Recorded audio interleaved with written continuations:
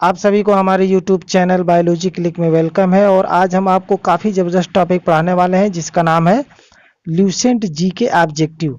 ठीक है, तो बायोलॉजी के वे सभी क्वेश्चन जो किसी न किसी एग्जाम में अब तक पूछे गए हैं, चाहे स्टेट लेवल के एग्जाम हो, सेंट्रल लेवल के एग्जाम हो या अदर किसी वनडे एग्जाम हो, अब तक जितने भी प्रश्न पूछे गए उन प्रश्नों को एक साथ कलेक्शन करके ये वीडियो बनाया गया। और ये बायोलॉजी का जो पहला चैप्टर है जिसका नाम है बॉटनी एंड ब्रांचेज, उससे रिलेटेड है। तो ये दोनों आपको लैंग्वेज में मिल जाएगा, ये इंग्लिश में भी मिलेगा और आपको हिंदी में भी मिलेगा, ताकि जितने भी टाइप्स के स्टूडेंट्स होते हैं, चाहे इंग्लिश मीडियम के या हिंदी मीडियम, सबको आसानी हो जाए समझने में। इसलिए दोनों लैंग्वेज में बनाया गया है। और ये भी बता दें कि अगर वीडियो अच्छी लगी तो प्लीज़ आप लोग लाइक कर दीजिए। लाइक करना भूल जाते हैं आप लोग, तो पहले ही लाइक कर दीजिए, वीडियो का कंटेंट अच्छा ही मिलेगा आपको।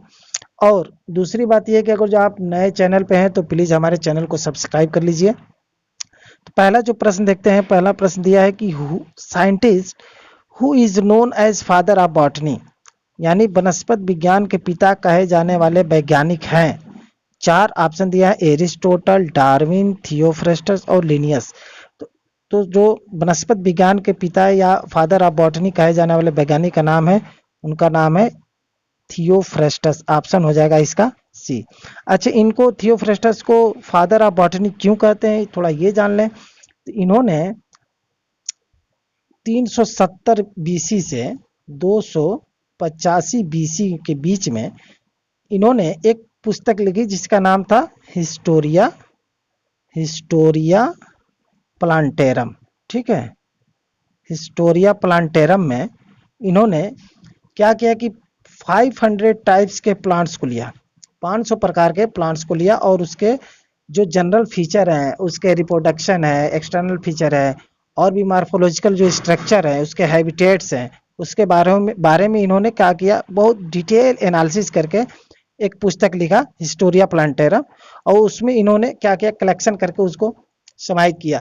क्योंकि ये सबसे पहले किए थे ये काम, इसीलिए इनको फादर ऑफ बॉटनी कहते हैं। ठीक है, आगे आते हैं। अगला जो क्वेश्चन है, क्वेश्चन दिया है कि who is known as father of biology. अब देखिए, यानी जीव विज्ञान का जनक किसे कहा जाता है। ऑप्शन दिया एरिस्टोटल, डार्विन, लैमार्क, पुरकिंजे। इसका जो सही ऑप्शन होगा वो हो जाएगा ऑप्शन ए, एरिस्टोटल। अब एरिस्टोटल को फादर ऑफ बायोलॉजी क्यों कहते हैं, सेम वही कहानी इन्होंने भी किया था कि इन्होंने भी 500 टाइप्स के इन्होंने एनिमल लिया। ठीक, अब 500 प्रकार के जो एनिमल्स थे, ठीक, उन एनिमल्स के हैबिटेट्स, रिप्रोडक्शन, उसके क्लासिफिकेशन, स्ट्रक्चर और बहुत सारी चीज़ों के बारे में इन्होंने गहन अध्ययन किया। और उन्होंने एक बुक लिखी जिसका नाम था हिस्टोरिया एनिमेलियम।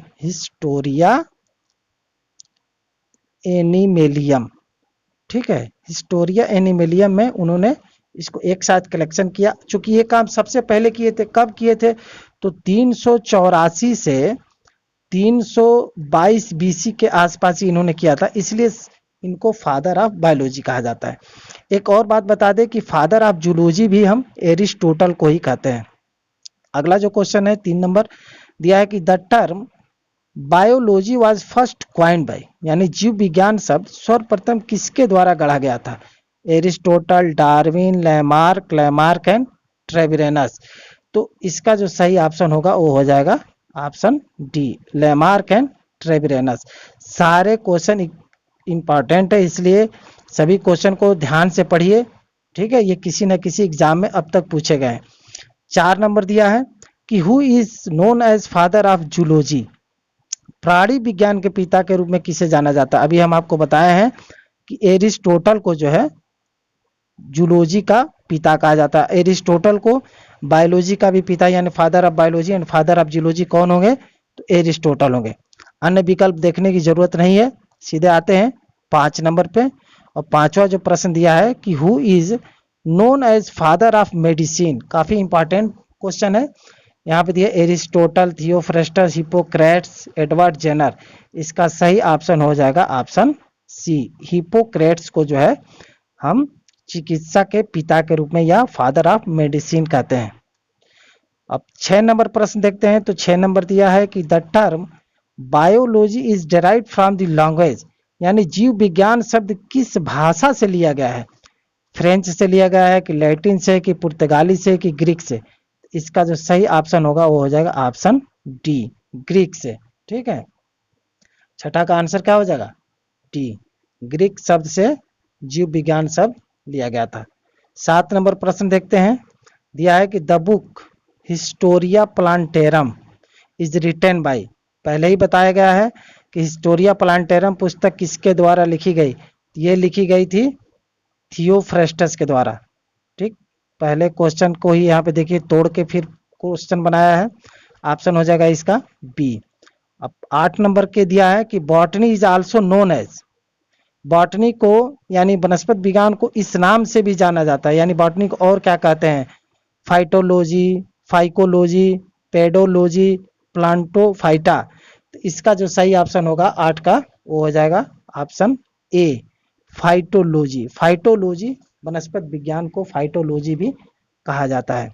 9 नंबर क्वेश्चन देखते हैं कि Aristotle is not known as, यानी अरस्तु को इस नाम से नहीं जाना जाता है, अरस्तु को इस नाम से नहीं जाना जाता है। देखिए, फादर ऑफ बायोलॉजी कहते हैं, फादर ऑफ जूलॉजी भी कहते हैं, तो ये दोनों विकल्प तो सही है। अच्छा, फादर ऑफ बॉटनी कहते हैं उनको थियोफ्रेस्टस को, लेकिन बायोलॉजी के अंतर्गत बॉटनी भी आता है, क्योंकि जूलॉजी बॉटनी दोनों को मिला के हम बायोलॉजी कहते हैं, तो एक तरह से ये भी विकल्प सही हो जाएगा।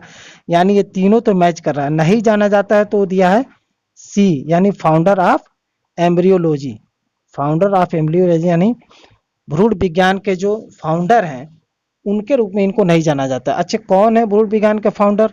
इनका नाम है, कभी पूछ दे एग्जाम में तो कार्ल, इसे लिखिएगा कार्ल अर्स्ट, उसके बाद से इनका और नाम दे बॉन बियर, बी ए ई आर। ये एक रशियन साइंटिस्ट है, इन्होंने इनको जो है एम्ब्रियोलॉजी के फाउंडर के नाम से जाना जाता है। ठीक है, यहाँ पे दिया है इनका नाम, थोड़ा सा एक बार आप लोग देख लीजिएगा। ठीक, ये फादर ऑफ एम्ब्रियोलॉजी इनको कहा जाता है। नेक्स्ट क्वेश्चन है 10 नंबर, वो देखते हैं। दिया है कि the book Historia Animalium is written by. ठीक, पहले ही पढ़ा चुके हैं आपको कि हिस्टोरिया एनिमेलियम पुस्तक किसके द्वारा लिखी गई थी? इसका जो सही ऑप्शन हो जाएगा इसका ए, एरिस्टोटल। एरिस्टोटल के द्वारा हिस्टोरिया प्लांटेरम पुस्तक लिखी गई थी। अब 11 नंबर प्रश्न देखते हैं। दिया है कि the science related with the study of living, यानी जीव जंतुओं के अध्ययन से संबंधित विज्ञान को क्या कहते हैं? तो जीव जंतुओं से संबंधित विज्ञान को हम क्या कहते हैं? इसमें दिया है फिजिक्स, केमिस्ट्री, बायोलॉजी, मैथमेटिक्स। काफी इजी क्वेश्चन है, इसका आंसर हो जाएगा आंसर सी, बायोलॉजी। बायोलॉजी में जीवित जीवों का अध्ययन किया जाता है। 12 नंबर दिया है कि phycology is the branch of botany in which we study about, यानी फाइकोलॉजी वनस्पति विज्ञान की वह शाखा जिसमें हम अध्ययन करते हैं। तो किसका अध्ययन करते हैं हम फाइकोलॉजी में? दिया है यहाँ पे एल्गी, ठीक है, फंगी, इकोलॉजी, वायरस। तो इसमें हम अध्ययन करते हैं एल्गी का। ठीक है, आंसर हो जाएगा इसका ए। नेक्स्ट क्वेश्चन देखते हैं 13 नंबर। 13 नंबर दिया है कि oath taken by medical graduate is given by, यानी चिकित्सा स्नातकों द्वारा ली जाने वाली जो शपथ है, ओथ है, किसके द्वारा दी जाती है? तो दिया है एरिस्टोटल, थियोफ्रेस्टस, हिप्पोक्रेट्स, डार्विन। ठीक है, तो इसका जो सही ऑप्शन होगा आंसर हो जाएगा इसका सी। 14 नंबर दिया है कि branch of biology in which we study the relationship between living and their environment, यानी जीव विज्ञान की वह शाखा जिसमें हम जीवित प्राणियों और उनके पर्यावरण के बीच संबंधों का अध्ययन करते हैं, उसको क्या कहते हैं? Physiology, genetics, ecology, geology. तो इसका जो सही ऑप्शन होगा वो हो जाएगा ऑप्शन सी, इकोलॉजी। इकोलॉजी के अंतर्गत हम किसी भी प्राणी यानी किसी एनिमल्स या जो ऑर्गेनिज्म है और उनके साथ जो उनका जो वातावरण है, इन्वायरमेंट, उसके बीच में जो इंटर रिलेशनशिप होता है उसके बारे में हम अध्ययन करते हैं। और काफ़ी इंपॉर्टेंट प्रश्न है, इकोलॉजी चैप्टर इंपॉर्टेंट है, उसको एक बार आप लोग पढ़िएगा, और नहीं तो फिर हमसे कहिएगा, हम आपको एक बढ़िया वीडियो बना के देंगे उस पर। 15 नंबर दिया है कि branch of biology in which we study about cultivation of flowering plant, यानी जीव विज्ञान की वह शाखा जिसमें हम फूल वाले पौधों की खेती के बारे में अध्ययन करते हैं, उसको हम क्या कहते हैं? ठीक, चार यहाँ पे ऑप्शन दिया है। पहला दिया है फिनोलॉजी, फिर फ्लोरिकल्चर, फिर एग्रोनॉमी, बॉटनी। इसका जो सही ऑप्शन होगा, जिसमें फूल वाले पौधों की खेती के बारे में अध्ययन करते हैं, उसको हम कहते हैं फ्लोरिकल्चर। ऑप्शन हो जाएगा इसका बी। 16 नंबर क्वेश्चन देखते हैं कि दिया है study of flower is called, यानी पुष्प के अध्ययन को कहा जाता है anthology, agrostology, phenology, none of this. इसका जो सही आंसर होगा वो हो जाएगा आंसर ए, एंथोलॉजी। यानी फूलों के अध्ययन को क्या कहते हैं? एंथोलॉजी। ठीक है। 17 नंबर क्वेश्चन दिया है कि palaeobotany is the branch of botany in which we study about, यानी पेलियोबॉटनी वनस्पति विज्ञान की वह शाखा जिसके अंतर्गत हम अध्ययन करते हैं animal fossil, plant fossil, seed of plants, flower. तो पेलियोबॉटनी के अंतर्गत जो हम अध्ययन करते हैं वो हो जाएगा प्लांट फॉसिल। ऑप्शन हो जाएगा इसका बी, प्लांट फॉसिल के अंतर्गत हम जो अध्ययन करते हैं उसको पेलियोबॉटनी के अंतर्गत रखा जाता है। 18 नंबर क्वेश्चन यहाँ पे दिया है कि माइकोलॉजी, ठीक है, is the branch of botany in which we study about, यानी माइकोलॉजी वनस्पति विज्ञान की वह शाखा है जिसमें हम अध्ययन करते हैं के बारे में एल्गी, फंगी, बैक्टीरिया, वायरस। इसका जो सही ऑप्शन हो जाएगा 18 का, वो हो जाएगा आंसर बी, फंगी। ठीक है, फंगी हम जिस विज्ञान के शाखा के अंतर्गत अध्ययन करते हैं उसका नाम है माइकोलॉजी। ठीक है। 19 नंबर जो प्रश्न है, 19 नंबर दिया है, काफी इंपॉर्टेंट और कई बार एग्जाम में पूछा भी गया है। Silviculture is the branch of botany in which we study about, यानी सिल्वीकल्चर वनस्पति विज्ञान की वह शाखा है जिसमें हम अध्ययन करते हैं के बारे में, किसके बारे में? तो यहाँ पे दिया है culture of algae, development of forest, culture of fungi और सिल्सीफिडा प्लांट। तो यहाँ पे इसका सही जो ऑप्शन हो जाएगा वो हो जाएगा answer B, development of forest. Development of forest में हम सिल्वीकल्चर का अध्ययन करते हैं। थोड़ा सा नोट में दिया है काष्ठी पेड़ों का संवर्धन सिल्वीकल्चर कहलाता है। ठीक, ऐसे भी एक एग्जाम में पूछे काष्ठी पेड़ों का संवर्धन को क्या कहते हैं, तो लिखिएगा सिल्वीकल्चर। 20 नंबर हम क्वेश्चन देखते हैं, दिया है कि branch of agriculture concern with the production of crop, यानी कृषि की वह शाखा जो फसलों के उत्पादन से संबंधित है, यानी फसलों के उत्पादन से संबंधित कृषि की वह शाखा क्या कहलाती है? Astrology, agronomy, agrostology, anthropology. तो इसका जो सही आंसर होगा वो हो जाएगा आंसर बी, एग्रोनॉमी। अगला क्वेश्चन दिया है 21 number, agrostology is the study of, यानी एग्रोस्टोलॉजी किसका अध्ययन है? यहाँ पे दिया है seed, oil, crop, grass, fruits. इसका सही ऑप्शन होगा, आंसर हो जाएगा इसका आंसर सी, ग्रास का अध्ययन जो है एग्रोस्टोलॉजी के अंतर्गत आता है। ठीक, नेक्स्ट क्वेश्चन देखते हैं 22 number, spermology is the study of, यानी शुक्राणु विज्ञान जिसे हम स्पर्मोलॉजी कहते हैं, किसका अध्ययन है? सीड का, लीफ का, फ्रूट का, पॉलन ग्रेन का। तो देखिए यहाँ पे कंफ्यूज मत होइएगा, जो स्पर्मोलॉजी है वो स्टडी है सीड का। किसका है? आंसर ए, सीड का अध्ययन क्या कहलाता है? स्पर्मोलॉजी कहलाता है। कंफ्यूजन में मत होइएगा। और 23 नंबर क्वेश्चन दिया है कि इन पेडियोलॉजी वी स्टडी अबाउट, पेडियोलॉजी में हम अध्ययन करते हैं किसका?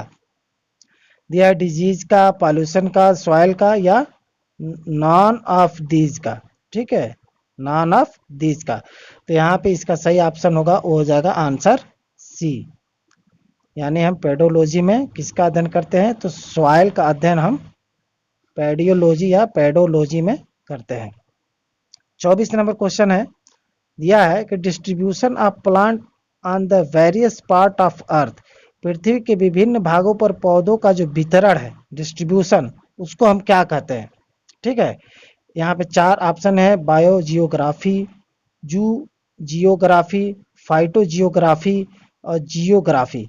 इसका जो सही आंसर होगा, आंसर हो जाएगा इसका आंसर सी, फाइटोजियोग्राफी। ठीक है, चूंकि प्लांट्स के बारे में पूछा है तो यहाँ पे फाइटोजियोग्राफी हो जाएगा। 25 नंबर क्वेश्चन दिया है कि study of fruit is called, यानी फलों के अध्ययन को क्या कहते हैं। ठीक है, फ्रूट जो आप लोग खाते हैं उसके अध्ययन को क्या कहते हैं। Spermology, anthology, pedology, pomology. तो फलों का अध्ययन कहलाता है, उसको हम कहते हैं आंसर डी, पोमोलॉजी। पोमोलॉजी के अंतर्गत हम फलों का अध्ययन करते हैं। 26 नंबर क्वेश्चन दिया है कि study of pollen grain is called, यानी परागकण के अध्ययन को कहा जाता है। पॉलन ग्रेन को परागकण कहा जाता है। पोमोलॉजी, पोलिनोलॉजी, फाइकोलॉजी और माइकोलॉजी। इसका जो सही आंसर होगा, आंसर हो जाएगा इसका बी, पोलिनोलॉजी के अंतर्गत हम परागकण या पॉलन ग्रेन का अध्ययन करते हैं। ठीक है। 27 नंबर दिया है कि study of internal structure of plant, यानी पौधे की जो आंतरिक संरचना का अध्ययन क्या कहलाता है। Morphology, anatomy, ecology, taxonomy. इसका जो सही आंसर होगा वो हो जाएगा आंसर बी, एनाटोमी। एनाटोमी के अंतर्गत हम किसी प्लांट की आंतरिक संरचना के बारे में हम अध्ययन करते हैं। अब 28 नंबर दिया है कि study of external structure and there form is called, यानी बाह्य संरचना और उनके स्वरूप के अध्ययन को कहा जाता है। क्या कहा जाता है। Morphology, anatomy, ecology, phycology. इसका जो सही ऑप्शन हो जाएगा वो हो जाएगा आंसर ए, यानी मार्फोलॉजी बाह्य संरचना और एनाटोमी इंटरनल स्ट्रक्चर का अध्ययन कहलाता है। 29 नंबर क्वेश्चन दिया है एग्रो फॉरेस्ट्री इज, यानी कृषि वानिकी है।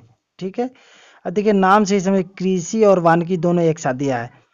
तो growing tree for forest, growing tree after cutting crop और growing of tree with cultivation of crop in the same field, यानी एक ही खेत में फसल की खेती के साथ पेड़ का उगाना और नॉन ऑफ दिस। इसका जो सही ऑप्शन होगा वो हो जाएगा ऑप्शन सी, यानी growing of tree with cultivation of crop in the same field, एक ही खेत में फसल की खेती के साथ जो पेड़ उगाया जाता है उसको हम एग्रो फॉरेस्ट्री कहते हैं। ठीक, या कृषि वानिकी उसको हिंदी में कहा जाता है। 30 नंबर क्वेश्चन दिया है कि branch of biology which deal with the study of identification, nomenclature and classification of organism is, यानी जीव विज्ञान की वह शाखा जो जीवों की पहचान, नामकरण और वर्गीकरण के अध्ययन से संबंधित है, क्या कहलाता है। एक्सोबायोलॉजी, इकोलॉजी, टेक्सोनोमी या फिर टॉक्सिकोलॉजी। तो इसका जो सही ऑप्शन हो जाएगा वो हो जाएगा ऑप्शन सी, टेक्सोनोमी। टेक्सोनोमी के अंतर्गत हम किसी विज्ञान के नामकरण, वर्गीकरण का अध्ययन करते हैं। 31 नंबर क्वेश्चन को देखते हैं। यह है कि estimation of age of woody plant by counting annual rings is, यानी वार्षिक वलय की गणना करके काष्ठी पौधों की आयु का अनुमान लगाया जाता है। अब देखेंगे प्लांट ऐसे होते हैं उसके अंदर ऐसे ऐसे रिंग बने होते हैं जाइलम एंड फ्लोएम का, तो उसकी आयु का गणना उसको गिन के किया जाता है, उसको क्या कहते हैं पूछ रहा है। डेंड्रोलॉजी, डेंड्रोक्रोनोलॉजी, एग्रोनोमी और डीमोग्राफी। तो इसका जो सही ऑप्शन होगा 31 का हो जाएगा ऑप्शन बी, इसको कहते हैं हम डेंड्रोलॉजी। डेंड्रोलॉजी के अंतर्गत किसी भी पौधे की जो वलय है, रिंग है, उसको गिन के उसकी आयु की गणना की जाती है। 32 नंबर क्वेश्चन दिया है physical basis of life is, यानी जीवन का भौतिक आधार है। Cytoplasm, nucleoplasm, protoplasm, hyaloplasm. तो जीवन का जो भौतिक आधार है उसको कहते हैं हम प्रोटोप्लाज्म को। ठीक है, जीवन का भौतिक आधार प्रोटोप्लाज्म कहते हैं। अब प्रोटोप्लाज्म क्या है तो देखिए एक सेल होता है, ऐसे सेल होता है। ठीक है, सेल के अंदर जो है एक न्यूक्लियस होता है और ये पूरा जो है जीव द्रव या प्रोटोप्लाज्म से भरा होता है। ये चूंकि न्यूक्लियस के अंदर भी भरा रहता है जीव द्रव, और सेल मेम्ब्रेन और न्यूक्लियस के बीच में जो एरिया है उस एरिया में भरा रहता है, उसी प्रोटोप्लाज्म को जीवन का भौतिक आधार कहा जाता है।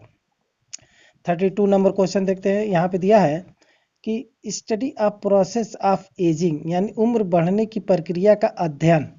ठीक है, देखिए कैसे कैसे क्वेश्चन दिया है।